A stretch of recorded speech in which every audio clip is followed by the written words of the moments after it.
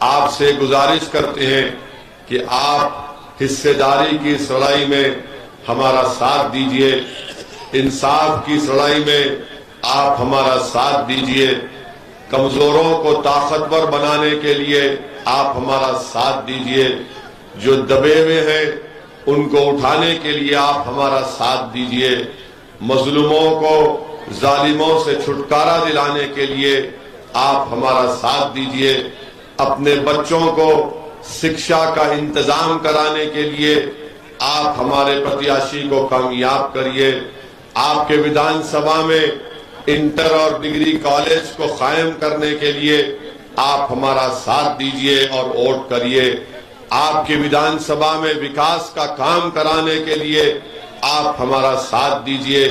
और हम आपको ये बता रहे हैं कि जिस समाज का नेता होगा उसी की आवाज को सुना जाएगा, जिस समाज के पास उसका नेता नहीं होगा उसकी तकालीफ को कोई महसूस नहीं करेगा। और याद रखिए, जमहूरियत में, लोकतंत्र में आपके नारों से आपकी मसाइल या आपकी तकालीफ हल नहीं होती है, आंख में आंसू लाने से आपके तकालीफ दूर नहीं होते हैं, डर कर घर में बैठ जाने से आपके बच्चों का मुस्तकबिल अच्छा नहीं हो सकता है।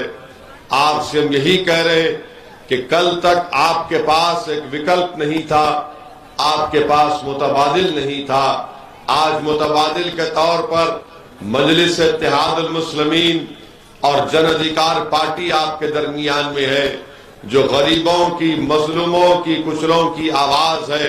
अगर आप 7 तारीख के दिन इन प्रत्याशी को अपने विधानसभा का विधायक बनाएंगे तो मैं आपको इस बात का यकीन दिला रहा हूं कि जब ये लोग आपके आशीर्वाद, आपकी दुआओं से, आपके वोट से जीतकर लखनऊ में उत्तर प्रदेश की विधानसभा को जाएंगे तो ये खामोश नहीं बैठेंगे, ये आपकी आवाज बनेंगे, ये आपकी तकालीफ का जिक्र करेंगे, हुकूमत वक्त को हिलाकर रख देंगे और उनकी चीख और पुकार, उनकी लड़ने की आवाज लखनऊ से आपको आपकी विधानसभा में भी सुनाई देगी।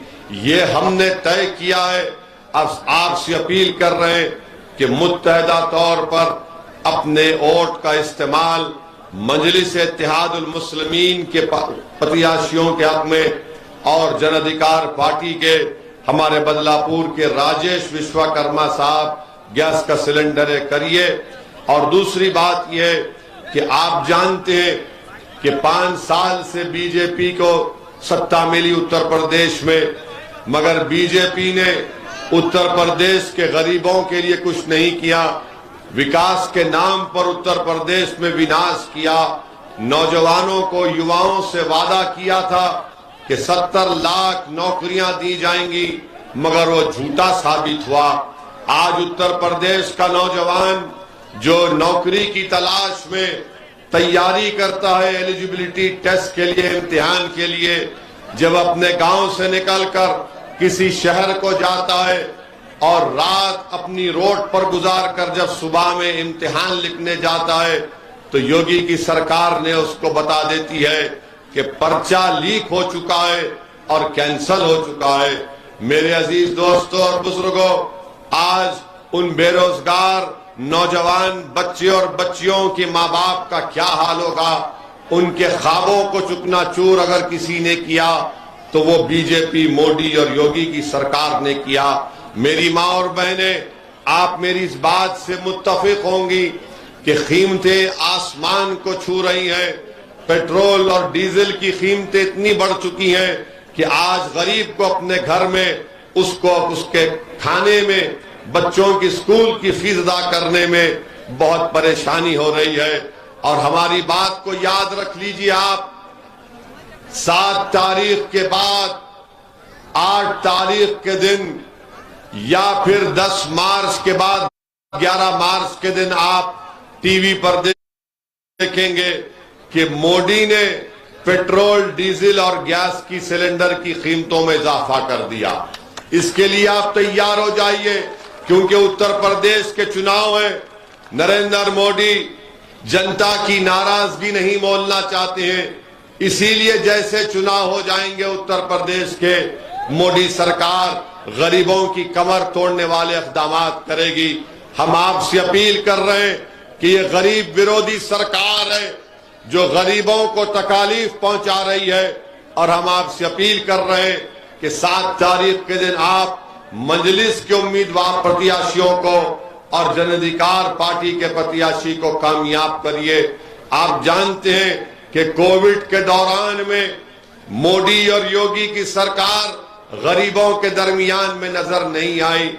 आपकी आंखों ने देखा, आपकी बेबसी ने देखा कि कैसे किसी की मां को, किसी के पिता को, किसी के पत्नी को, किसी के बेटे को उनकी लाशें पानी पर तीर रही थी, इसलिए कि योगी की सरकार ने उनको ऑक्सीजन का इंतजाम नहीं किया, अस्पताल में बेड नहीं दिलाया, दवाएं नहीं पहुंचाई। हद तो ये हो गई कि अंतिम संस्कार करने के लिए गरीब को लकड़ियां नहीं मिली, दफनाने को जमीन नहीं मिली। तो आप और हमने देखा कि नदी के किनारे कुत्ते किसी के बाप की, किसी की मां की लाशों को लोच कर खा रहे थे। अब उत्तर प्रदेश की जनता को यह तय करना है कि जिसने उनके माँ बाप को, जिसने उनके पति को, उनके बेटे को अंतिम संस्कार करने का इंतजाम नहीं किया, क्या आप उनको अपने वोट देंगे? अगर आप वोट देंगे तो फिर आप उन गरीबों से इंसाफ नहीं कर रहे जो बेचारगी और लाचारगी के आलम में इस दुनिया से चले गए। मेरे अजीज दोस्तों और बुजुर्गों, रहा सवाल समाजवादी पार्टी का, तो समाजवादी पार्टी बीजेपी और योगी मोदी को नहीं हरा सकती। अगर आज उत्तर प्रदेश से ऐसी नाइंसाफी को अगर कोई खत्म कर सकता है, गरीबों पर बोझ डालने वाली बीजेपी की सरकार से अगर कोई छुटकारा दिला सकता है, कोई अगर नफरतों की फिजाओं में मोहब्बत भर सकता है, अगर कोई दिलों को मिला सकता है, तो उसका नाम बाबू सिंह कुशवाहा है। अखिलेश यादव कुछ नहीं कर पाएंगे। जैसा 2019 के चुनाव में आपने देखा कि 2019 के चुनाव में आपने झोली भर भर कर खैरात के तौर पर सपा और बसपा को वोट दी, तब भी बीजेपी कामयाब हो गई। 2017 5 साल पहले विधानसभा के चुनाव में आपने फिर झोली भर भर के खैरात दी सपा और कांग्रेस को, तब भी बीजेपी जीत गई।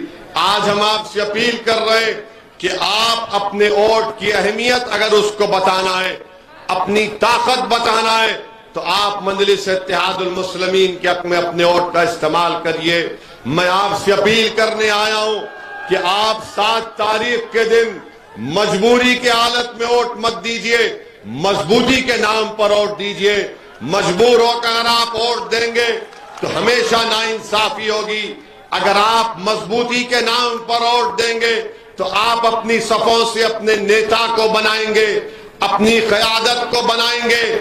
आप अगर मजबूरी के नाम पर वोट देंगे तो याद रखिए गुलामी करना पड़ेगा, दरी बिछाना पड़ेगा, शिक्षा का कोई इंतजाम नहीं होगा। अगर आप मजबूती के लिए वोट देंगे तो आप दरी नहीं बिछाएंगे, आपको आपका हक मिलेगा, आपकी आवाज उत्तर प्रदेश के विधानसभा में गूंजेगी। यही बात हम आपको बताने आए हैं। और रहा सवाल बीजेपी का, तो प्रधानमंत्री आजकल बड़ी मोहब्बत पैदा हो गई उनको मुस्लिम महिलाओं से। प्रधानमंत्री कह रहे कि उनकी सरकार ने ट्रिपल तलाक का कानून बनाया।